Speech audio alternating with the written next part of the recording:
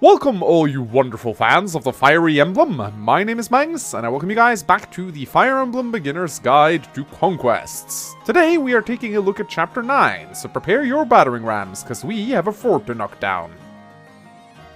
Chapter 9 puts you outside a Hoshidian fort that you will need to infiltrate in order to rescue the princess held within.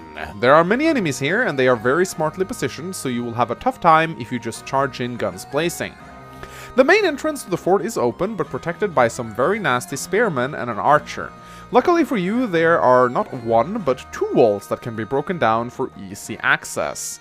Close to the southern wall, you will notice a green unit, something highly unusual in Conquests. Her name is Nyx, and you can talk to her with Corin in order to conscript her into your army. We will talk more about Nyx when we get her. The boss of this chapter is Haitaka the Spearfighter, and he is actually really tough.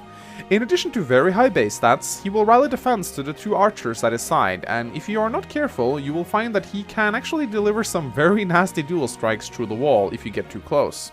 Haitaka is the first boss you meet that can be captured, and he even has some very decent growths to complement his solid base stats. I personally won't do it in this guide, but Haitaka will undoubtedly be very useful in the upcoming Chapter 10, so go right ahead and send Niles at him if you have a prison ready in your base. In the southeastern chambers of the fort, you will find the captured Princess Aqua, which they didn't even feel the need to tie up or place behind a locked door. They even let her keep the key to the nearby chest containing her weapon, and have her only guards circle around the fort, occasionally leaving the entrance to her chamber completely unguarded. Wow, these guys must be the worst guards in the history of Fire Emblem. Ryoma should have them executed. Anyway, unlike the other new character in this map, Aqua actually starts out blue and under the player's control, so let's have a look at her.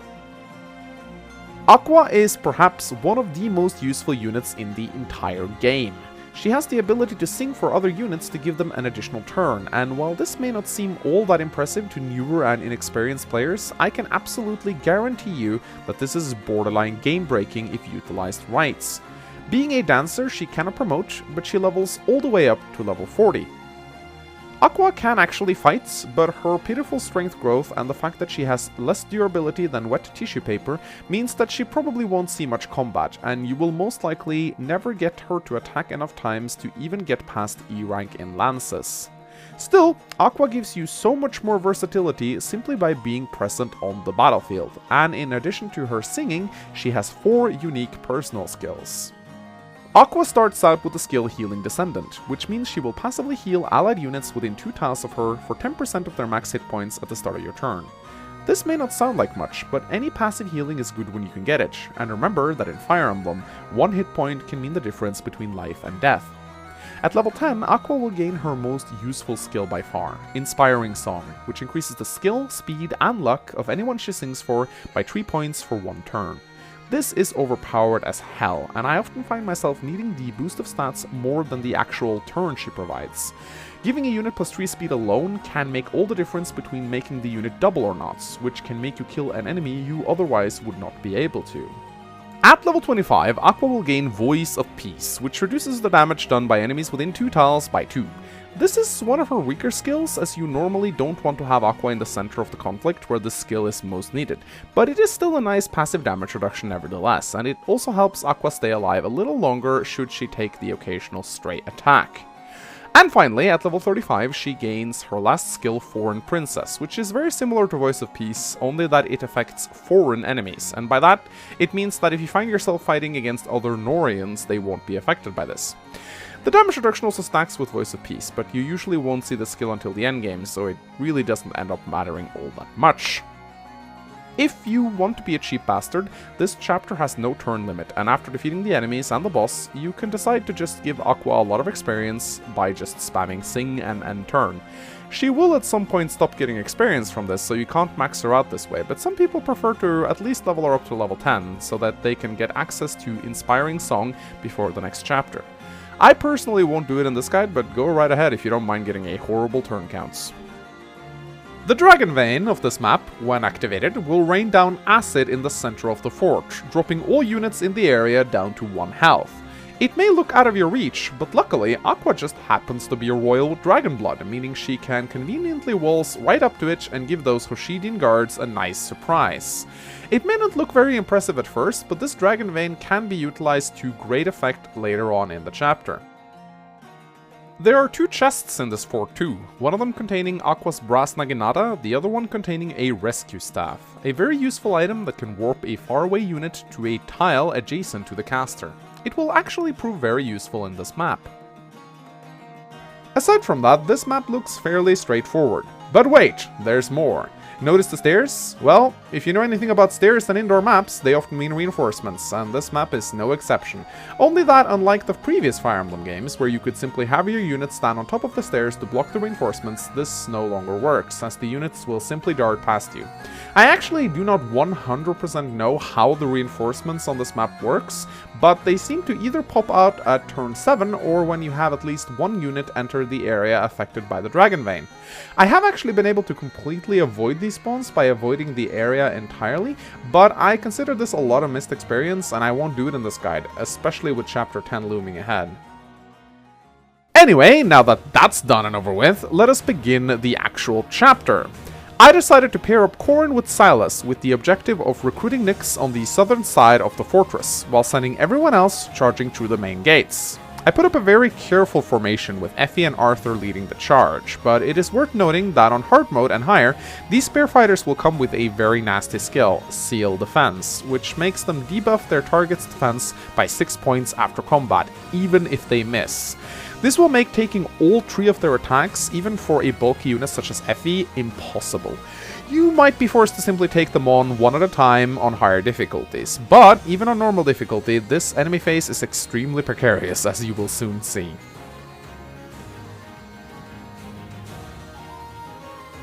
On turn 2, I recruit Nyx with Corrin and immediately use my newly acquired unit to break down the southern wall of the fort. Before continuing, let us take a look at our new ally, Nyx. Nyx is, at first glance, nothing impressive. All of her stats and growths, aside from magic and speed, are rather pitiful. However, magic and speed are by far the most valuable stats for a magic user to have. Sure, she may be less durable than a wet noodle, and she will struggle to hit evasive enemies with even the most basic of tomes, but trust me, once Nyx truly gets going, she will become an absolute nuclear glass cannon of destruction. She will never be able to take hits well, and even angelic robes won't boost her pitiful survivability much, but Nyx will soon reach a point where she starts to double and one-round most enemies she goes up against, and this is highly valuable in the late game, when you start going up against really tough promoted enemies. Nyx's personal skill, Counter Curse, allows her to return half of the magic damage she takes back to her attacker. However, I find this skill very lackluster. Nyx just doesn't have the survivability to make much use out of it, and since this damage cannot kill an enemy, it usually ends up being irrelevant. Still, extra damage is always nice, just don't make the mistake of thinking Nyx can take on an army of mages, because even with her above average resistance, her low hit points will severely limit the amount of enemies she can take on at once. Nyx can also use Nosferatu tomes, but don't think this will make her survive a tough enemy phase. Nosferatu is pretty heavily nerfed in this game compared to its previous installments, as it cannot double. Even if it could, however, self-healing doesn't matter much when enemies start one-shotting you. For all her glaring weak spots, I still find Nyx to be one of the best units in the entire game, just because of her raw damage output, but it takes her a while to get there, so be patient, and for God's sake, do not leave her alone on the front lines. The squad outside the fort, which I've aptly named the Gate Crashers, all have to work in unison to clear up the first enemy group, carefully using dual strikes to maximum effect.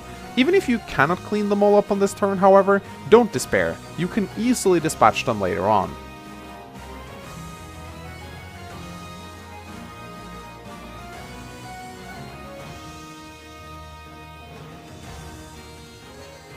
You can see how I am maximizing Effie's dual strike capabilities by having her lend as many support attacks as possible before moving her into range of the 2 samurai down the hallway. Meanwhile, I am slowly moving Aqua north, but it will take her some time to reach the Dragon Vein. The 2 samurai are very deadly and will most likely double most of the units in your army, but if you've dealt with the other units at this point, they should go down rather easily. On turn 3, I pair Corrin up with Silas to drop him off at the choke point southeast of the boss. I'm going to utilize the tankiness of Corrin's Dragonstone to take on multiple enemies at once during the enemy phase, while staying out of the reinforcement zone that is the Dragon Vein area. Meanwhile, the rest of the Gatecrashers continue to take down the Samurai Brothers. Be careful of their shield gauge, as it might fill up and grant them a great shield, but they will lose it the moment you kill the lead unit, so it shouldn't be a big issue. I place Effie so that she's in range to take on one of the archers with her javelin on the next turn. I also pair up Niles with Elise to drop him off in range of one of the other archers, as I need to start tripping down their health, while also putting Niles closer to the northern treasure chests.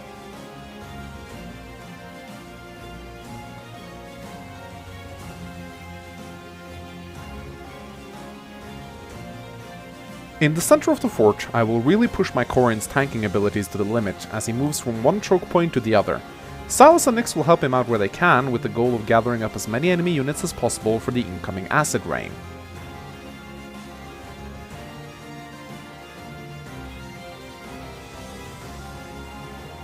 At the start of turn 4, I prepare to move Corrin into another deadlier choke points. This time I move him into the reinforcement spawning zone, which will spawn a pair of enemy archers as well as a pair of enemy spear fighters at the end of the next enemy phase. Luckily, ambush spawns are a thing of the past, so you no longer have to worry about being the victim of surprise butt sex. Thank you, Fates.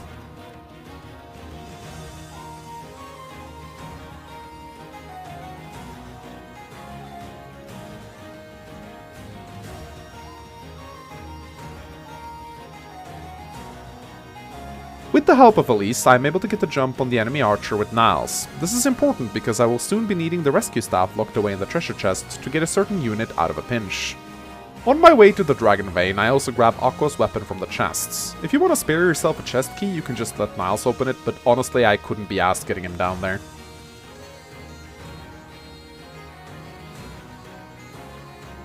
My Corrin really takes a ton of abuse on this enemy phase, and in hindsight, this was probably too risky of a strategy. You can of course move Corrin down a little and keep tanking the original choke point, as it is a lot safer. I just enjoy playing fast in this guide because I can, but really there's no reason to rush this map at all.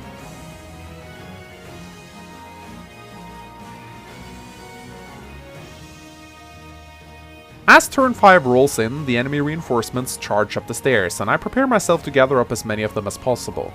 I also move my remaining units into range to make sure I'm able to finish off as many weakened enemies as possible on the next turn. I also pop a concoction on Corrin and have Silas back him up, as I will need his draconic ass to take even more abuse on the next enemy phase.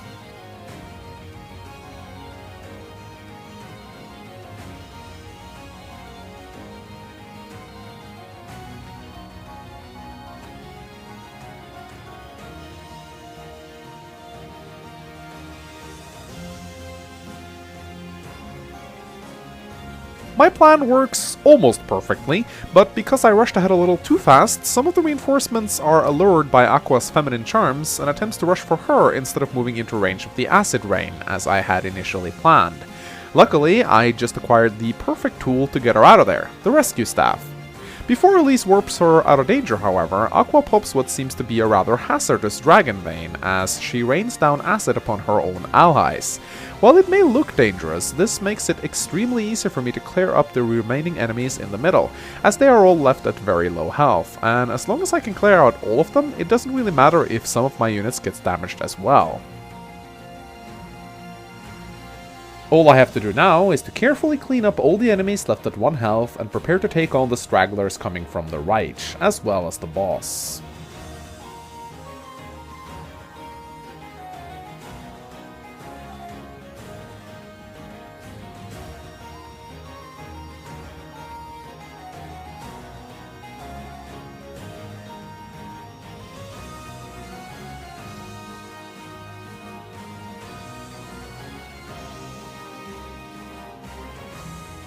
Now all that's left is the boss himself. He's a tough cookie to crack because of his placement and the units surrounding him, but with all of his subordinates dealt with, he is easily dispatched by my Corrin.